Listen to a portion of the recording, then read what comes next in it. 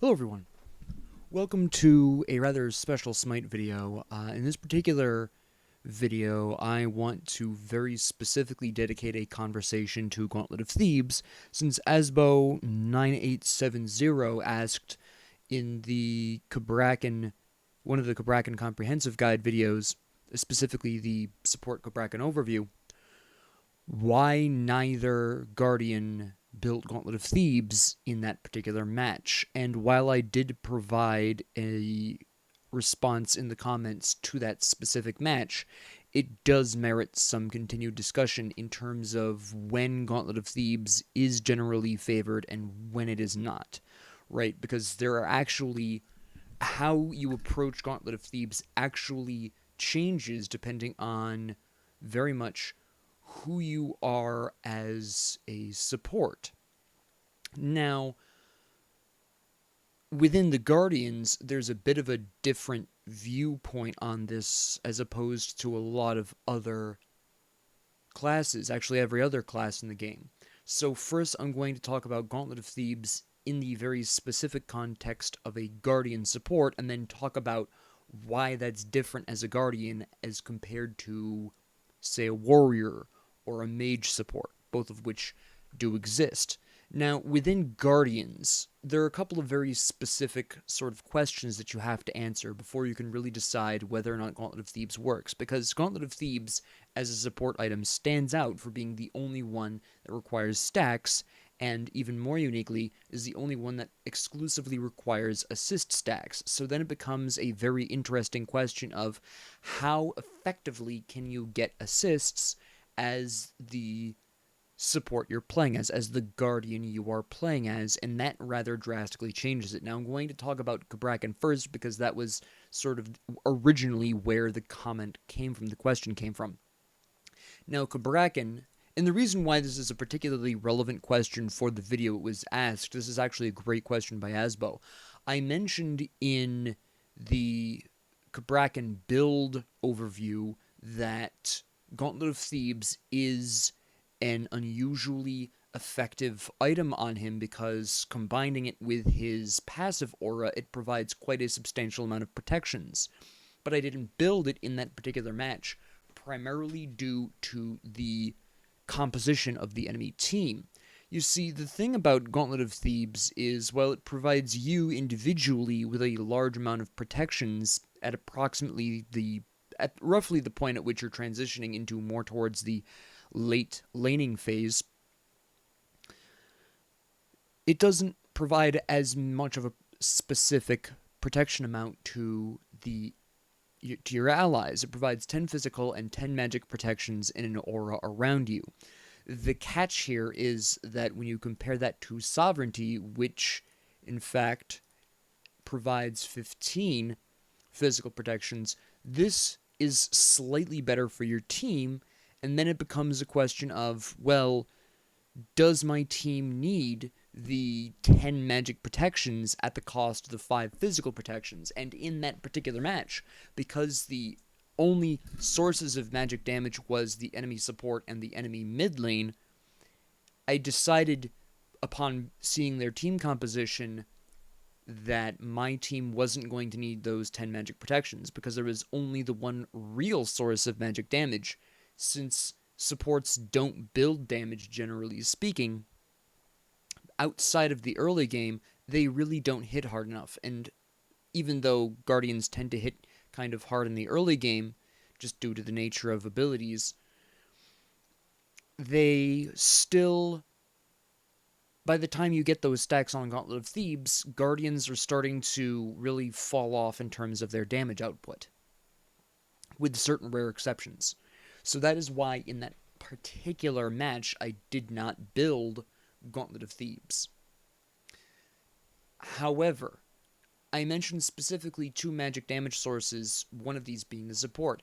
If for some reason one of these magic damage sources is not the support, say they have a magic solo and a physical support, then that actually does change your approach to Gauntlet of Thebes, because if they have a physical support and a magic solo lane players typically tend to build at least some damage. So a magic solo lane is going to be building enough magic damage where you will want Gauntlet of Thebes in that particular instance, even though there's still only two magic sources, because one of those magic sources is actually interested in building at least some damage, and one of their physical sources is not interested in building damage, again, the physical support. You would be bringing in Gauntlet of Thebes in that particular instance, with a mild asterisk that I'm going to be talking about in a bit.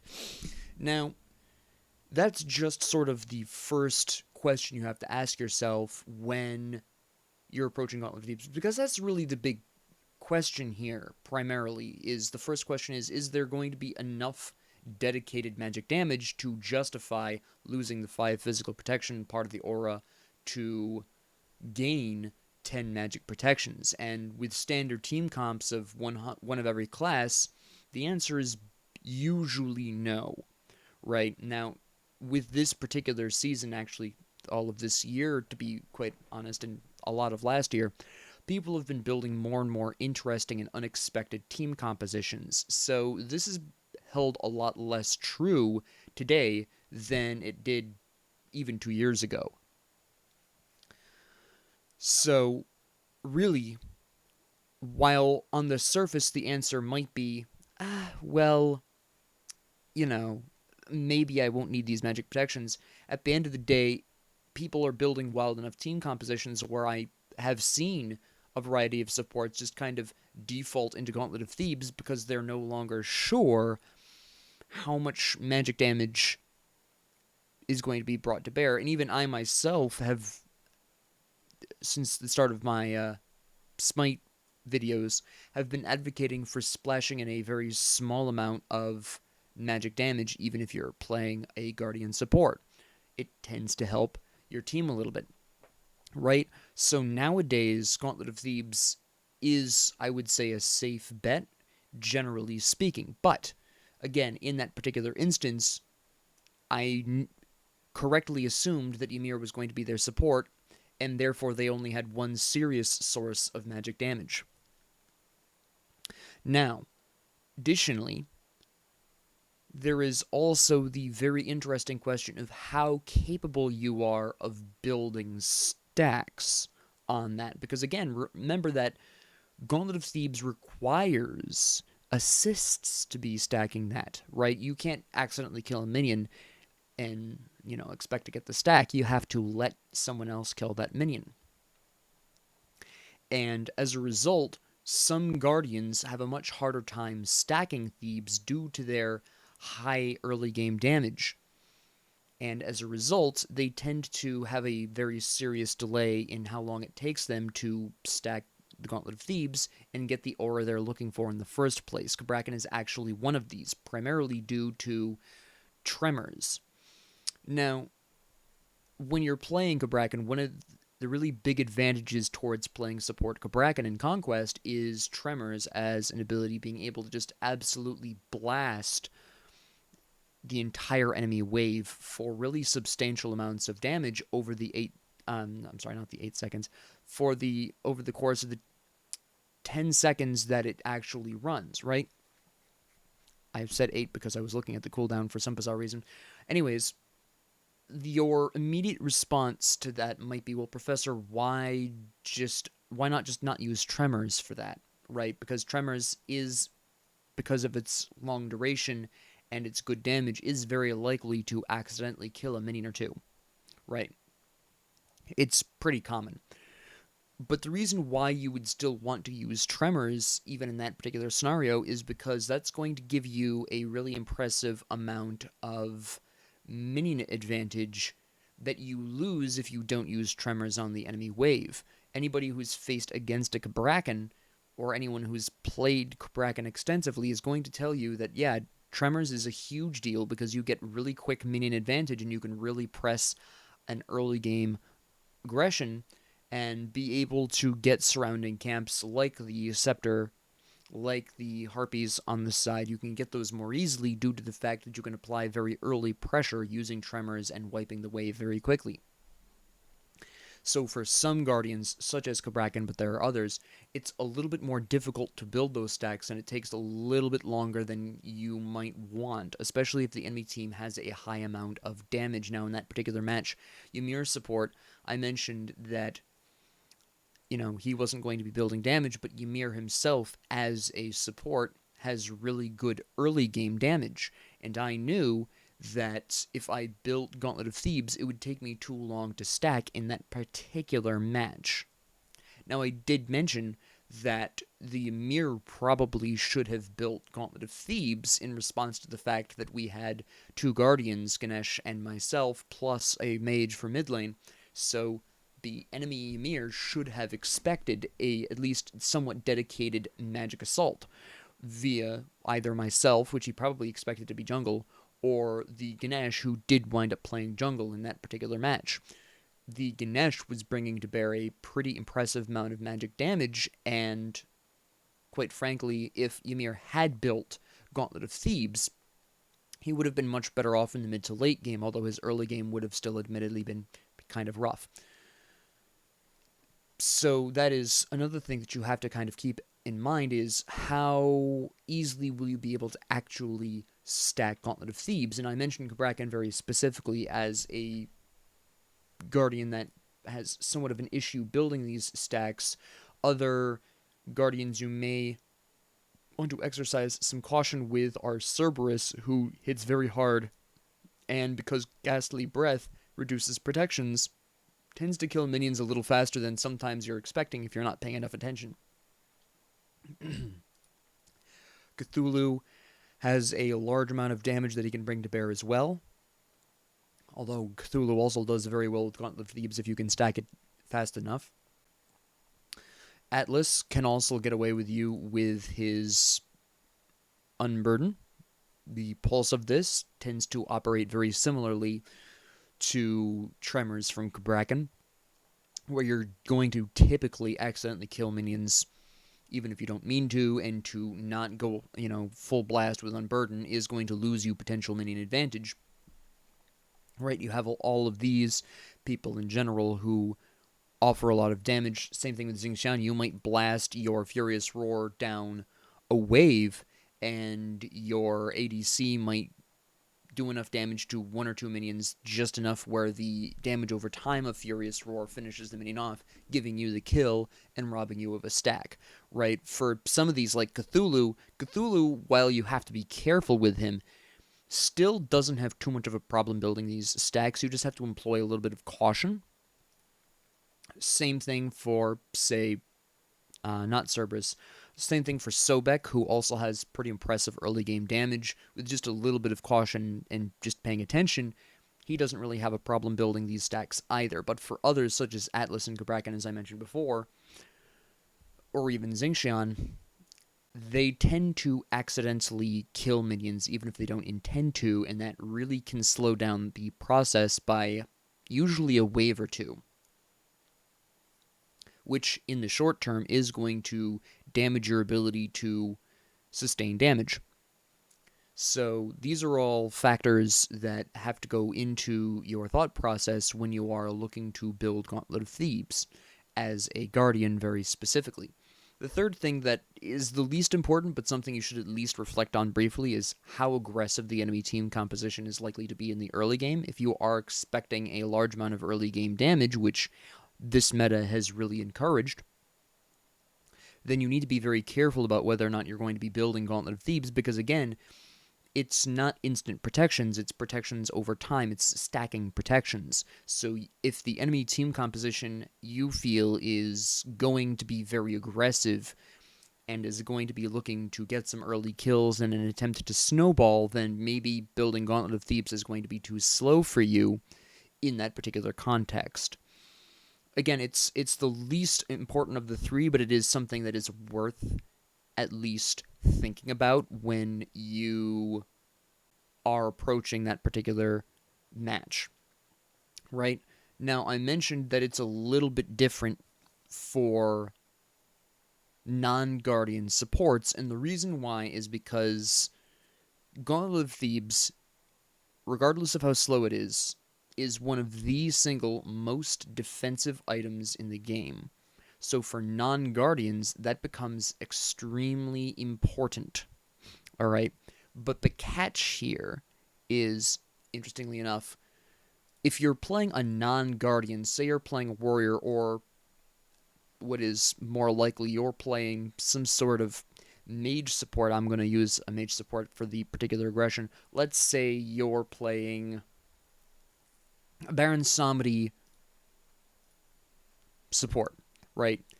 Now, Baron Samedi and most other non-guardian supports are very interesting from a support standpoint because you are basically trading off early game protections, because your default protections are lower than a guardian's, obviously, for higher early game damage. Because, again, considering Baron Samedi here, considering, say, your average warrior, or whoever you choose to play, say an assassin support, maybe Fenrir support, the baseline damage, of a lot of these supports that are non-guardians, they have really good damage. So you might think that that's fairly counterintuitive to the idea of stacking Gauntlet of Thebes stacks. But there's two really interesting sort of... There's basically a change in the idea. Guardians very rarely, again, there are exceptions, but most Guardians don't have the ability to deal out such large amounts of early game damage that they can feasibly eliminate or force an enemy to back, one or the other, in order to kind of kick back, relax, and let their ADC or mid take the minions out and you get the stacks. But for non-Guardians, especially for the more aggressive classes like Mage and Assassin, this actually becomes a really feasible idea where instead of hanging back and trying to essentially let your laning ally get the kills, you instead, assuming your laning ally is on board, you aggress onto the enemy in question, and from there, you absolutely go gung-ho, and you either force the enemy to back, or you get them low enough, or you just kill them outright, right? Once you drop that kill in that lane, then the next wave or two is completely free, and you don't really need to do as much to secure it. Maybe you scare off any other enemies in the area, but generally speaking, the plan there is to, at that point, do nothing at all except for the occasional auto attack and let your laning ally clean up the whole wave, right? And in that particular way, that can work. Now, if this sounds very risky, it is, because if you are unable to, for some reason, do enough damage to either intimidate or kill the enemy, you're going to be in a fix, because, as I mentioned earlier, you're not going to have the same kind of default protections that a Guardian would, and so, since you are looking to build Gauntlet of Thebes, and you don't have the levels of protection to make up for that yet, then in the short term, this can really backfire. And again, in this particular meta, which does reward early aggression right now, that can be a very risky thing. So it really depends on how in communication you are with your laning ally, whether this be the mid lane after you rotate or the ADC right off the top, right? But non-Guardian supports are really looking to be building Gauntlet of Thebes, and a lot of them do bank on the ability to do enough damage to intimidate or kill the laning opponents, because by the late game, if they're going to be maintaining the levels of protection they need to, then they will absolutely be looking to get the currently 65 of each protection out of the Gauntlet of Thebes.